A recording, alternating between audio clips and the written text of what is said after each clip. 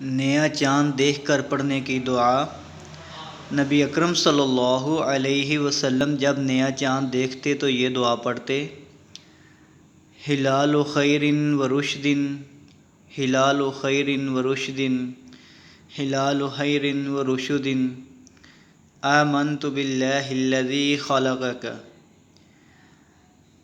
یہ الفاظ 3 مرتبہ پڑھتے، پھر درج ذیل دعا کرتے: الحمدللہ الذی ذہب بشہر کذا وجاء بشہر کذا۔